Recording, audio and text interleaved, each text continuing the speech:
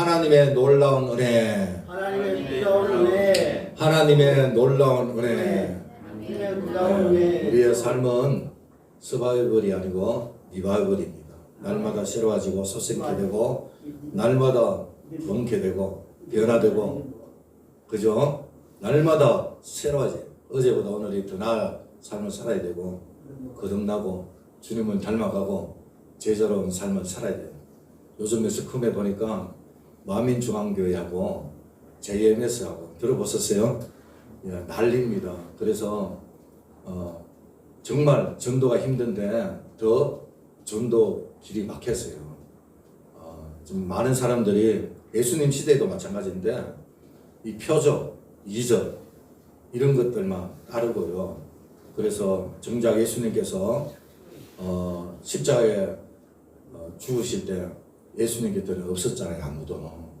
제자들까지도, 심지어 베드로도 예수님을 3번 모른다고 부인을 했는데 그렇습니다. 오늘날에도 그런 것 같아요. 많은 사람들이 예수님을 따르고 믿는 것보다도 어떤 기적, 이적, 물론 예수님 믿으면 기적이 일어납니다. 기적이 상식이 됩니다. 할렐루야. 아멘. 해가 동쪽에 떠서 서쪽에 지는 게 그게 기적이에요. 매일 되니까, 반복되니까 우리가 그냥 자연으로 느끼지만 그거보다 더 엄청난 기적이 어디 있어요. 그래서 예수 믿으면 기적이 상식이 되는데 뭐 죽은 자도 살아나고 귀신도 쫓아나고 안진병이 일어나고 소경도 눈뜨고 하지만 본질은 예수님이에요. 예수님이 본질이고 복음이고 구원이고 우리에게 자유를 주시는 분입니다. 영원한 생명을 주시는 분입니다. 오늘날 교회들이요, 개척교회는 끝났다 그래요. 과연 개척교회가 생존할 수 있는가, 살아날 수 있는가? 그래서 한국에는 교회들이 너무 많다 그러거든요. 그래서 기독교 신문에 보니까 통계를 내던데 개척교회가 살아남는 거는 1% 정도밖에. 그러니까 쉽게 말하면 이 자립, 그러니까 미자립 교회까지 포함해가지고 이 개척교회가 살아나갈 수 있는 확률이 1%밖에 안 된대요. 1%. 통계적으로. 자립될 수 있는 확률이. 그러니까 얼마나 힘들겠습니까? 이 신앙생활 좀 오래 하신 분들 주변에 뭐 목사님도 계시고 또 뭐 신학 하시는 분도 계시고, 그래서 좀 이렇게 무서운 게 뭐냐면 그분들이 개척을 하면 자기 보고 와서 좀 도와달라고 이 말 할까봐 겁이 난대요.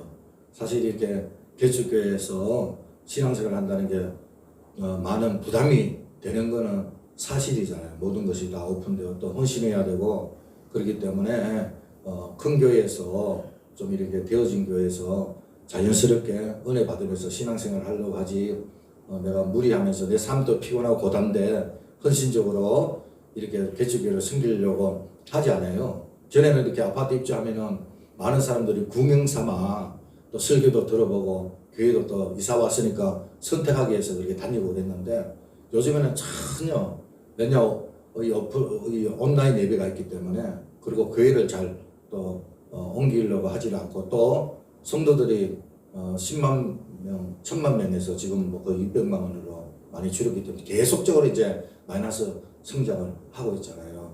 그런데 이제 개척교회가 끝이다라고 말을 하지만 중요한 것은 성도들이요 믿음을 가지고 정말 주님을 사모하고 구원받은 성도님들은 큰 교회를, 물론 큰 교회 적은 교회 그걸 따지지 않습니다. 중요한 거는 정말 그 교회에서 진리의 말씀을 전하느냐, 할렐루야, 정말 그 교회에서 예수님의 생명이 있느냐, 이런 그것이 중요할 줄로 믿습니다. 우리 주님의 기쁜 교회가 진리를 선포하는 교회가 되길 원하고 예수님의 생명이 있는 그런 교회가 되길 원해요.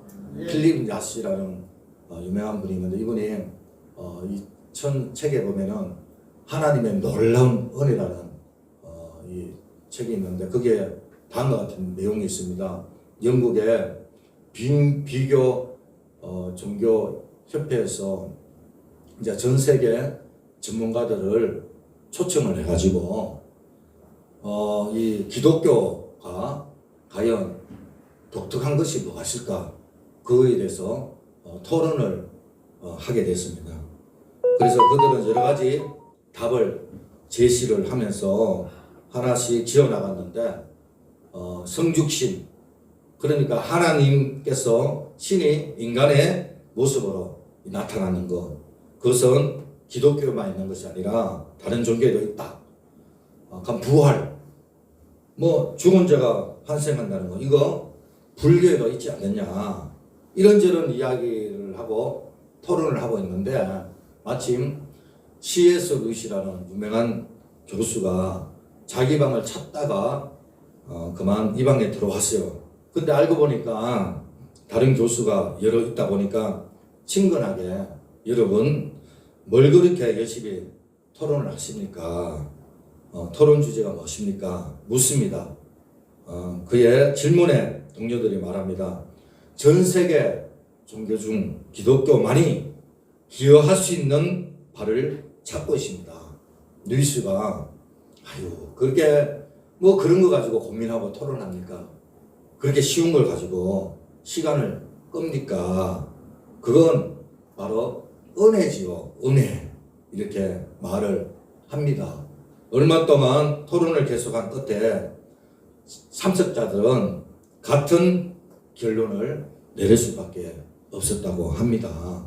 하나님의 사랑이 값없이 조건 없이 우리를 찾아온다는 것, 이게 놀라운 거 아닙니까? 이것은 본성과 상반되는 건데, 불교에서는 고행을 통해서 은혜를 경험하고, 힌두교에서는 업보 이야기하잖아요.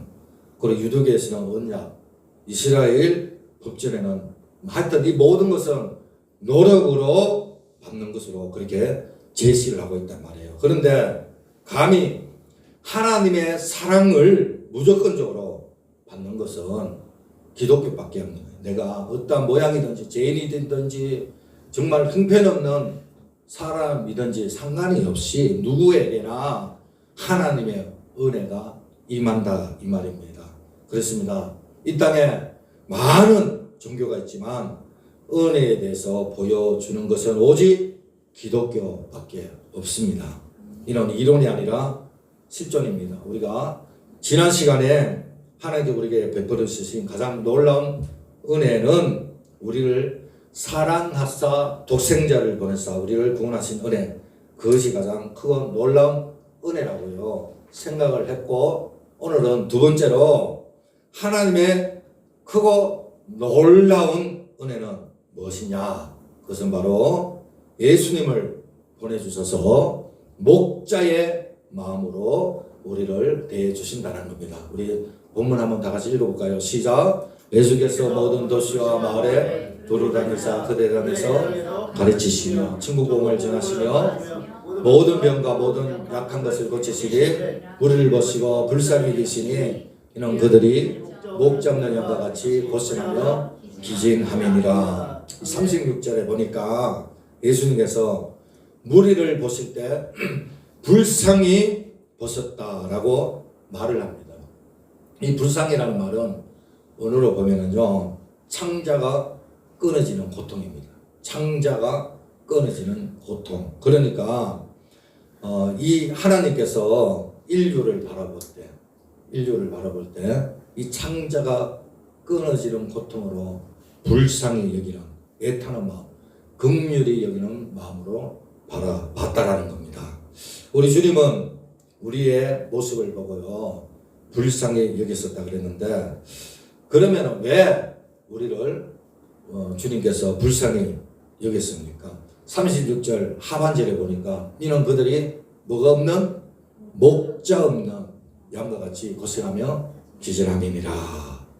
여러분, 우리는 양의 문화가 아니잖아요. 우리는 양을 좀처럼 보기 힘듭니다. 뭐 동물원이나 아니면은 그 양떼를 키우는 목장에 대관령 강원도 쪽에 있는데 거기도 목장이지만 많은 양이 있지가 않아요. 그래서 이 목자 없는 양 그러면은 우리는 쉽게 무슨 말인지 잘 몰라요. 그런데 팔레스타인은 다릅니다. 이들은 조상대대로 양을 치던 유목민이잖아요. 그래서 그들은 이 목자 그러면 잘 이해를 합니다. 우리는 뭐 농사를 지었기 때문에 농사를 많이 짓는 사람은 뭐라 합니까? 청석군, 만석군 이런 식으로 뭐 부자를 표현할 때 그렇게 표현을 하는데요. 그런데 유대인들은 부자를 말할 때 소가 몇 마리냐, 양이 몇 마리냐, 낙타가 몇 마리냐. 아브라함이나 이삭이나 야곱이나 우리 성경을 보면은 뭐 양이 몇천 마리 뭐 이런 식으로 표현을 하지 않습니까? 그만큼 유대인에게 있어서는 이 가축이요 익숙했고 특히 양들을 많이 키움을 보게 됩니다. 제가 이렇게 이슬람 중동 이런데 여행을 가다 보면은 성교도 가보면은 우리나라는 소고기가 유명하잖아요. 그 나라는 소고기에 치지도 않습니다. 양고기를 최고로 치는 것을 보는데 그만큼 양을 많이 키운다라는 거죠. 그래서 예수님이 무리를 보실 때 목자 없는 양과 같다라고 했을 때 이 사람들은 금방 그 말이 어떤 의미인지 알아들었다는 거죠. 특히 2000년 전 당시에 지리적으로 이 팔레스타인 양이라고 했을 때는 어떤 의미를 가지고 있는가 우리가 한번 생각을 해봐야 되는데 양은 지금도 마찬가지지만 매우 약한 동물입니다. 양은 제 몸을 보호할 수 있는 무기가 하나도 없잖아요. 염소는 뿔을 가지고 있잖아요. 근데 양은 뿔이 없잖아요. 날카로운 이빨도 없습니다. 그리고 고양이처럼 발톱도 양에게는 없습니다. 그리고요 양은요 눈이 멀어가지고 10m 밖을 못 본대요. 발 앞에밖에 볼 수가 없대요. 그래서 금방 야수의 먹이가 된다고 해요. 그리고 비탈길 올라가지 못합니다. 이 토끼는 앞다리가 짧아가지고 얼마나 오르막을 빨리 올라갑니까? 짧아가지고 그렇거든요. 근데 양은 그렇지 않습니다. 그래서 목자가 뒤에서 밀어줘야 돼요. 더군다나 어린 양들은요 아예 못 올라가서 어깨에 메고 올라가야 되는 것입니다. 그리고 또 양은 털이 많아가지고 물에 젖으면은 몸이 무거워가지고 움직일 수가 없습니다. 그리고 또 양이 얼마나 어리석었냐면요 자기가 먹는 풀 있잖아요. 이게 목초인지 독초인지 그걸 구별 못해요. 그냥 먹는 거예요. 그러니까 매일 먹는 것도 못 찾아 먹고요. 그리고 매일 다니는 길도 못 찾아요. 여러분 제가 시골에서 이제 애가집에 가면 소를 키우기 때문에 소는 놓쳐도 자기 집을 찾아가요. 놓쳐요. 제가 한번 놓쳤는데 소 미개로 가거든요. 낮에 풀도록 먹게끔 소 먹이로 간다 그래요. 근데 이제 잘못해서 놓치잖아요. 그럼 자기 집에 가 있어요. 집에 가 있어요. 개도요 보름 찾아옵니다. 한 달 찾아옵니다. 우리 전에 개 한 번 키웠는데 거의 한 달 가까이 됐는데 찾아오더라고요. 어떤 개는 1년 있다 찾아오고 또 길에서 보면 3년 있다가도 찾아오잖아요. 개는 찾아와요. 주인을 알아보고 집을 찾아온단 말이에요. 근데 이 양은요 못 찾습니다. 길을 못 찾아요. 그만큼 어리석다 이 말입니다. 그리고 또 양은 겉보기에는 되게 깨끗한 것 같잖아요. 그런데 가축 중에서 가장 지독한 냄새가 나는 더러운 동물이 양이라고 합니다. 우리 인간도 멀리 보면 아름답지만 그런 말이 있잖아요. 생선하고 인간은 3일 놔두면 썩는 냄새가 난다고. 이게 무슨 말입니까? 그러니까 사람은 신뢰할 대상이 아니고 사랑할 대상이다. 우리가 살면서 얼마나 경험하고 또 경험을 합니까? 그러니까 이 팔레스타인 광야에는 이 야수가 또 많거든요. 이 야수 맹수로 인해서 이 죽게 되는데 다윗이 그런 고백을 하잖아요. 그가 양을 위해서 낮이고 밤이고 양을 지키기 위해서 야수와 싸웠다. 이리 때 늑대를 물리쳤고 또 곰과 사자의 입을 찢었다라고 그렇게 표현을 합니다. 그 정도로 야수가 많거든요. 또 팔레스타인 광야에는 때때로 풀이 난 곳이 있는데 그런데 이 풀은 순한 풀이 아니라 아주 적은 잔잔한 풀인데 아주 가스투성이 있는 아주 그런 풀들이 많이 있다 이 말이에요. 그래서 이 험악한 이 광야에서 이 양들은 목자가 없으면은 절대로 살아갈 수가 없다고 합니다. 우리 주님께서는 이 백성이 목자 없는 양과 같다. 그러면서 고생하고 기진한다라고 이렇게 말씀을 하시는데, 이 고생하다 이 말 언어에 보면은 몸이 갈기갈기 찢긴다 이런 표현이거든요. 고생한다. 몸이 갈기갈기 찢긴다. 그런 표현입니다. 그러니까 양들이 도망가다가 가지에 찢기고 날카로운 바위에 걸려 찢겨지고 가시덤불에 찢겨져서 피투성이가 된 그런 상태, 이거를 바로 고생한다 이렇게 표현을 합니다. 또 귀신함이란 힘이 다 빠질 정도로 도망가다가 그냥 나자빠져 있는 상태를 바로 귀신함이다 이렇게 표현을 하는데요. 이때 신속하게 달려가서 양을 일으켜주지 않으면 양은 그 자리에서 죽게 된다 이 말이에요. 그러니까 목자 없는 양이 고생하며 기진한다. 이 말은 바로 이런 상태를 두고 이야기를 하는데, 우리 주님께서는 자신을 따르는, 그러니까 이스라엘 백성들에게 이와 같이 목자 없는 양과 같이 고생하며 기진하면서 그들을 불쌍히 여겼다라고 이야기를 하고 있는 것입니다. 그렇습니다, 여러분. 실제로 이스라엘 백성들의 삶은 참으로 참담하기 거지가 없거든요. 로마 제국의 각종 세금 명목으로 재산을 술탈당했고요. 또 유대 지도자들은 종교적인 어떤 명목으로 돈을 뜯기에만 혼란이 되어 있었잖아요. 당시 헤롯 왕은 사치와 낭비 그리고 방탄으로 살았기 때문에 백성을 돌본다, 전혀 관계가 없는 무관심했습니다. 그러기에 각종 병자나 거지들이 얼마나 많이 들끓었는지 몰라요. 비참한 그런 가운데 있었거든요. 그래서 그런 사회가 바로 유대 사회였고, 그런 어떤 정말 인간 하대를 받는 그런 사회였는데, 그래서 종교 지도자들이나 정치 지도자들이 그들을 위해서 내놓은 복지 정책이 무엇이냐 하면은, 그들은 일할 수가 없으니까 그러니까 불구자 거지들, 그래서 성전 앞이나 그런 동네 어귀에서 동냥을 할 수 있는 그런 특권을 그들에게 허락을 했단 말이에요. 이처럼 당시 이스라엘 백성들의 삶의 형태는 마치 목자 없는 그런 양과 같은 그런 상태였던 것입니다.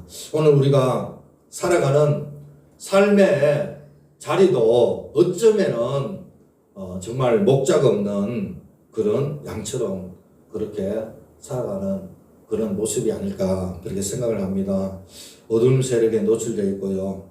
우리 모두는 겉으로는 웃고 있고 겉으로는 강한 척하지만 어떤 의미에서 보면 정말 연약한 인생들입니다. 갈 바를 알지 못하고 고생하며 기진하고 있지 않습니까? 그런데 놀라운 것은 감사하게도 우리 주님께서 양같은 우리를 위하여 목자로 오셨다는 거예요. 할렐루야.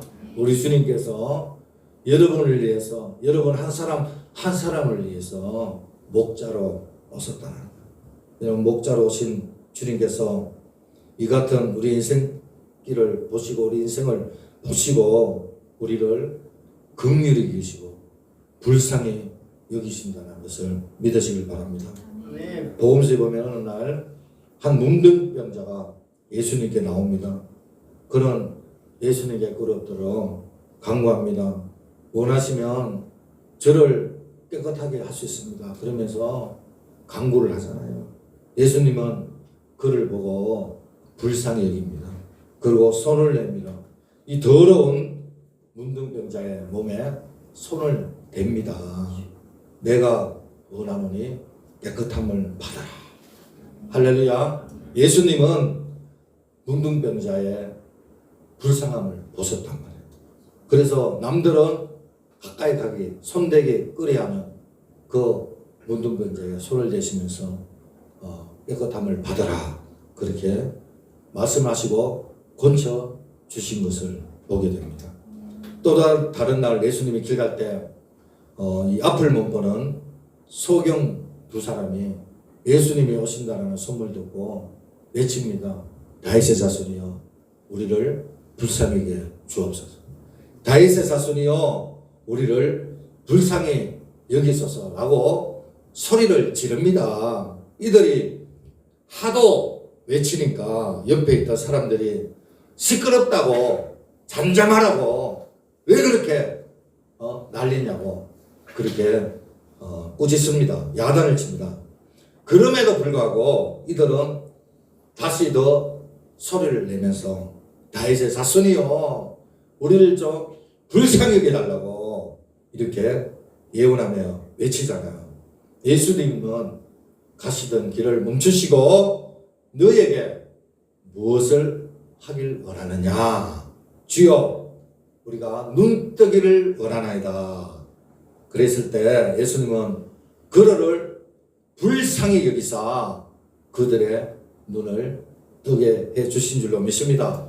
이처럼 우리 예수님은 사람들을 불쌍히 여기시고 긍휼히 여기시는 풍성한 분인 줄로 믿으시길 바랍니다. 우리 모두는 양 같아서 갈 길을 알지 못하고 방황할 때 우리 주님께서는 목자로 오셔서 우리가 가야 할 길을 가르쳐 주시고 인도해 주신다 이 말입니다. 또한 우리 영혼을 해치고 달려드는 어둠 세력들로부터 우리를 지킨다 말이에요. 내가 사망의 엄지랑 꼴짝에 달지라도 내가 해를 두려워하지 않는 것은 주께서 나와 함께함이니라. 이런 다윗이요 그가 합니까? 사무엘상 40장 3절에 보니까 이런 고백을 해요. 요나단 앞에서 사울 왕이 시기를 당해가지고 시기십이 폭발해가지고 다윗을 죽이려고 하잖아요. 벽에다가 창을 던지고요. 그래서 생명의 위협을 받잖아요. 그때 다윗이 그런 고백을 해요. 나와 죽음 사이는 한 발짝이다 그래요. 나와 죽음 사이는 한 발짝이다. 그런 고백을 해요. 그랬을 때 그가 오로지 의지했던 분은 하나님이에요. 여호와는 나의 목자시니 내게 부족함이 없으리라. 아멘. 예, 우리 주님은 우리의 목자가 돼요. 그래서 어둠 세력들로부터 우리를 지켜주십니다. 악으로부터 우리를 보호해 주시는 줄로 믿습니다.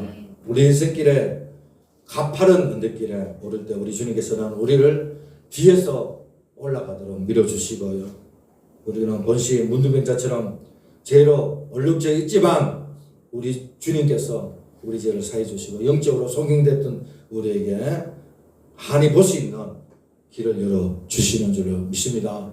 주의 말씀으로 내 길에 빛이 된다 그랬죠.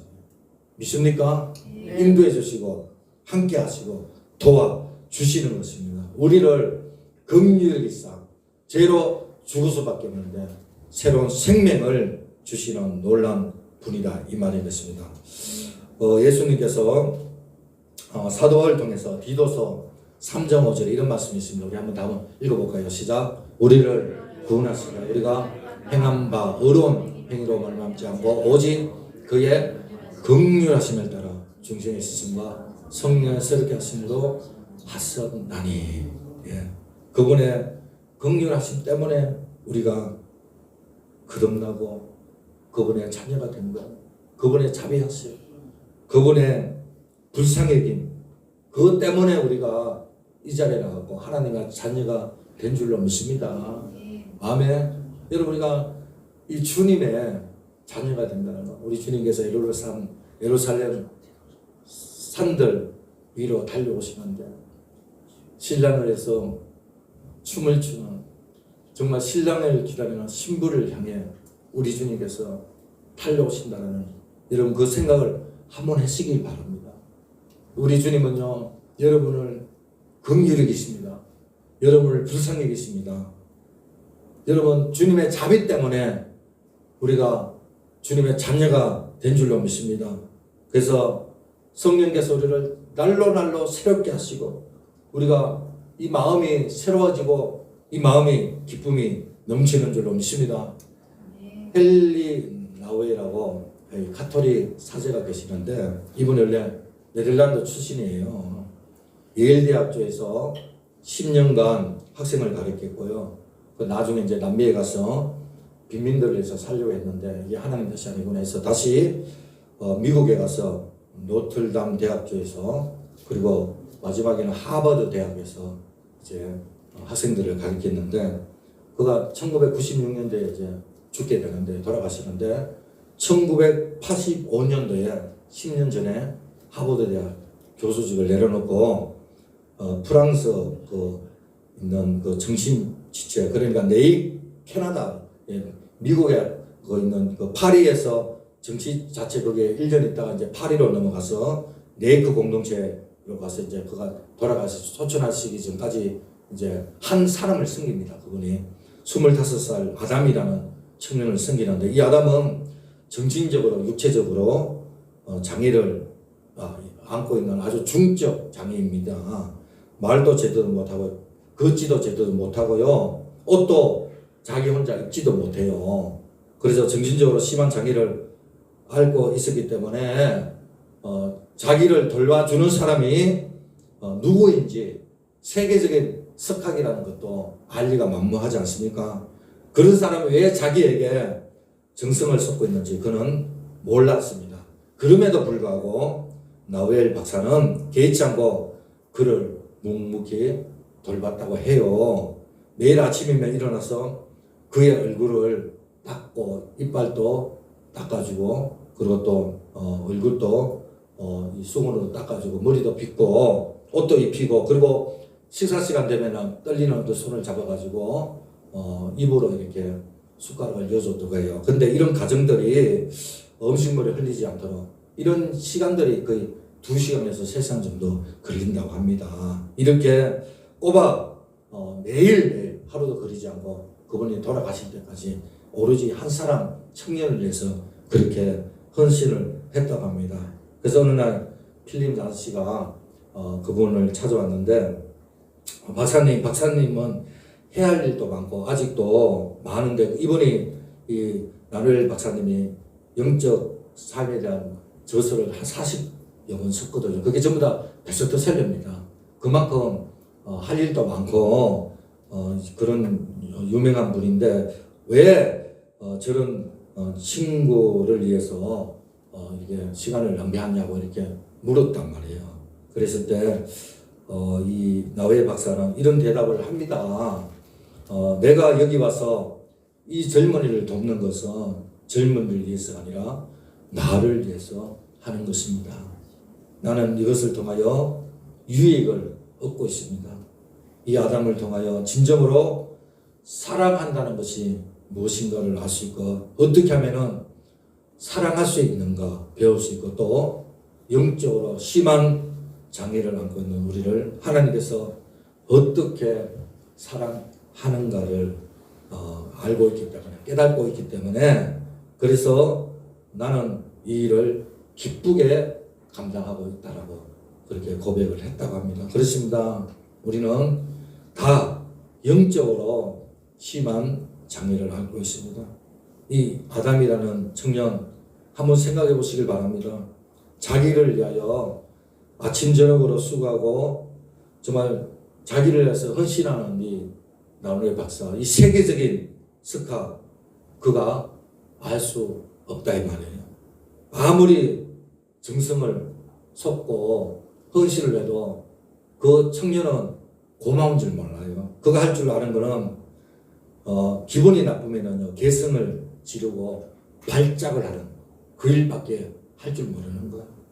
우리도 아담과 별 다름이 없지 않습니까? 우리 주님께서 우리를 불쌍히 여기서 우리를 그토록 사랑하시는 하물며 자기의 몸을 아끼지 않고 피 한 방울 아끼지 않고 우리를 위해서 십자가에 죽으셨는데 정말 아무런 조건 없이 무조건적으로 우리를 사랑하셨는데 우리 모두 그분의 긍휼을 모른단 말이에요. 잘 몰라요. 주님의 사랑을 몰라요. 여러분 주님의 사랑을 알면요.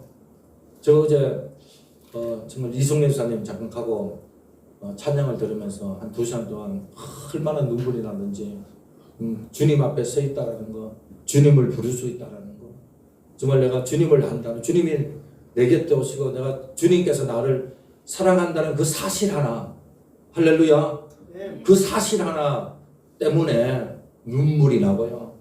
정말 내가 그분을 신부로서 신랑 되실 예수님을 부를 수 있고 그분을 찬양할 수 있다는 거, 그 생각에 마음이 너무 기쁘고 평화가 넘치고 하염없는 눈물이 났습니다.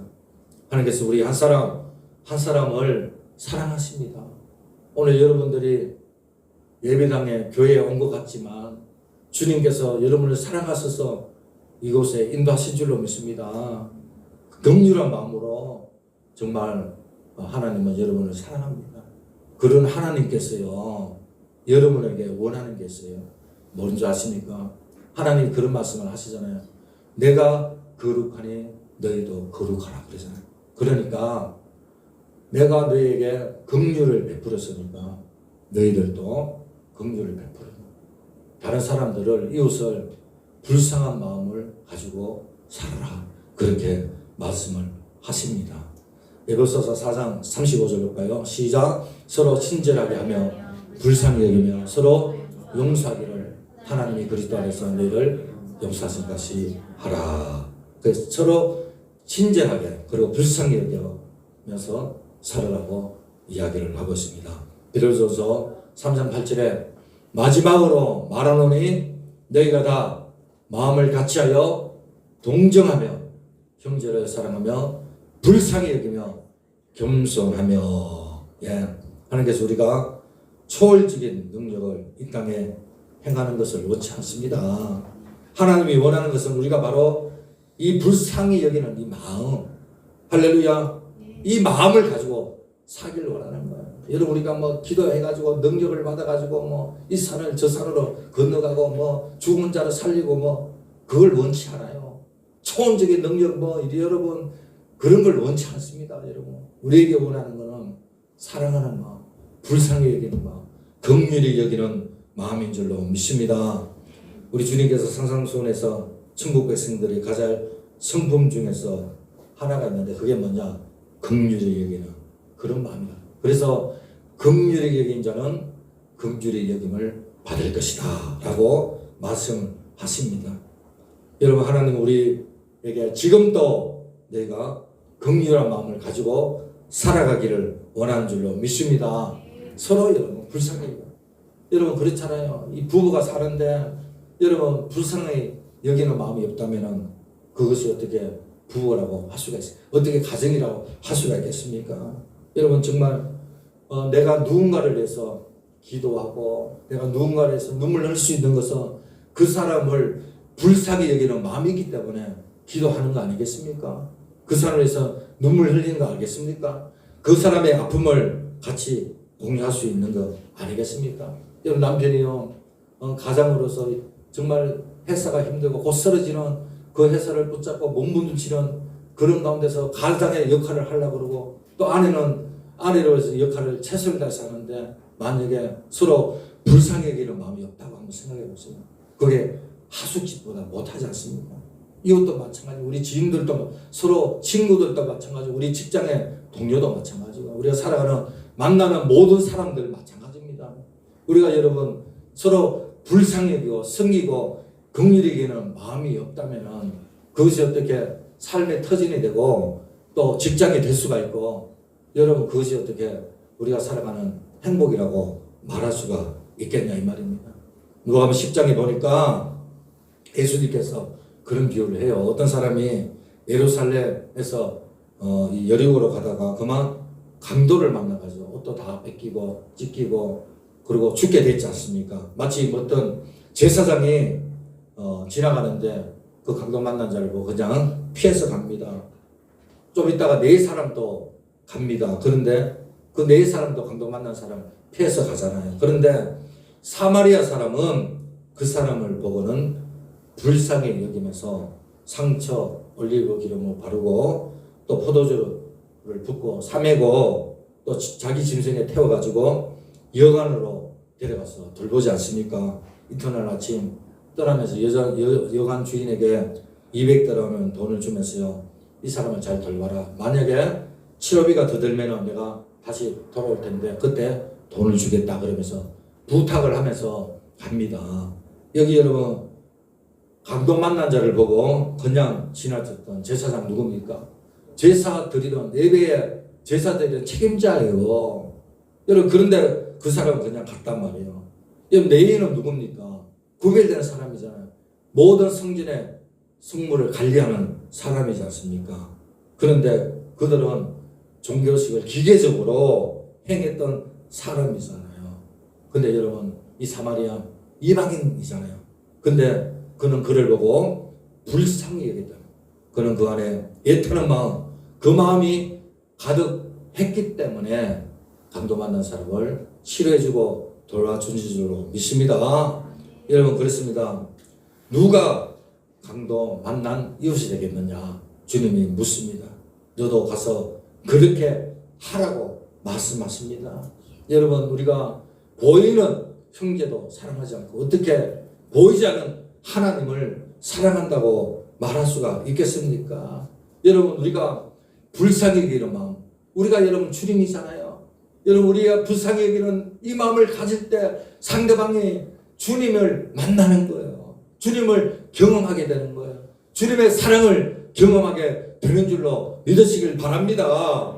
할렐루야. 오늘 여러분 로봇이 등장하면서 사람들이 하는 일이 점점 줄어들잖아요. 이제 앞으로 안 올 수도 없어진대요.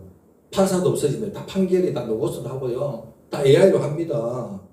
여러분 얼마 전에 창 로봇이라고 작년 10월 달에 이제 모든 사람이 사용할 수 있도록 열었는데 우리 성인은 다 알고 있는데 젊은 사람들. 근데 참 놀라운 거는요. 이 책 로봇이라는 것은 말하고 생각하고 행동하는 로봇이에요. 그 음식 레시피를 만들고 가상 뭐 이런 주식 이런 것도 다 분석하고 시도 쓰고 소설도 쓰고 논문도 쓰고